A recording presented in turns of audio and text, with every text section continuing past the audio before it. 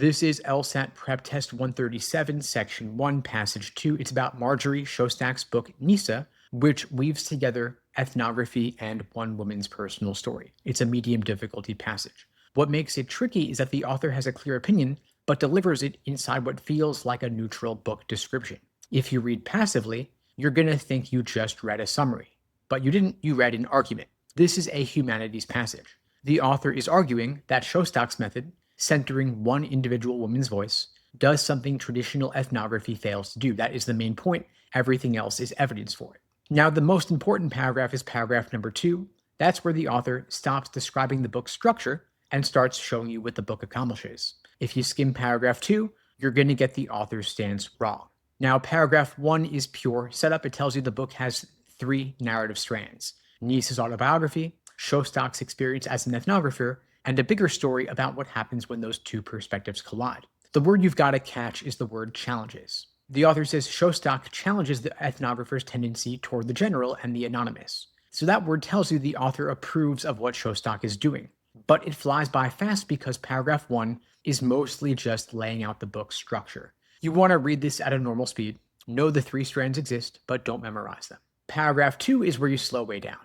It does 3 things in quick succession, and each one of them matters. First, Nisa explains Khmer life in a way that corrects Western assumptions. The author brings in that idea about people being too inclined to consider a people happy, and that's not Nisa being charming, that's the author using Nisa's voice to tear down a romanticized view of their culture. And then come the ugly details: losing 4 children, sibling rivalries, fights over food. Those are the author's proof that Nisa's account is honest in a way that traditional ethnography is not. Second, Shostak asks what it means to be a Khmer woman, and Nisa's answer turns it into a bigger question of what does it mean to be a woman at all? So that pivot from the specific to the universal is the fuel of the whole passage. The author is showing you that one person's story can open up questions that studying an entire culture from the outside never reaches. And third, and this is the part students miss, the author states outright that most ethnographic literature omits women's perspective. And that is the author planting a flag stating their position.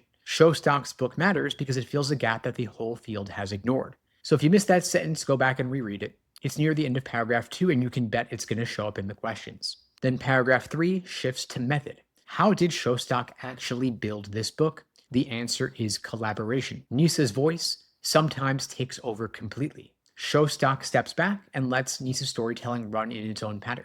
The author points out that Nisa doesn't tell stories the way a Western reader expects. She says things like, "We lived in that place, eating things, then we left." There's no arc, there's no drama, just events. And the author's point is that the book's shape comes out of the back and forth between Nisa and Shostak, not from Shostak imposing order from the outside. And this paragraph reinforces the same argument. Shostak's method respects individual experience instead of flattening into cultural data. So you want to read paragraph 3 at a moderate speed because the storytelling details are just examples. You don't want to get lost in them. Now, the key move here is the pivot in paragraph 2 from what is it to be a Khmer woman to what is it to be a woman at all. So that's where the passage goes from being about one book to being about what ethnography should look like. And the test writers are going to build their hardest questions around that shift. Now, the author thinks Shostak got it right. Individual experience, honestly told, reveals more than traditional ethnographic observation. And the author thinks the field has a blind spot.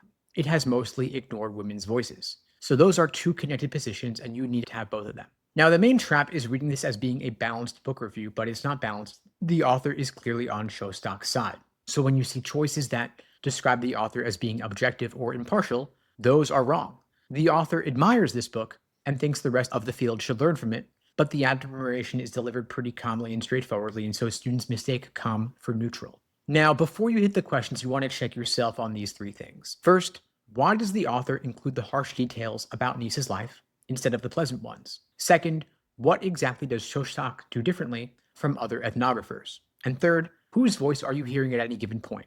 Nisa's, Shostak's, or the author's? If you could track that, you're going to be fine on the questions.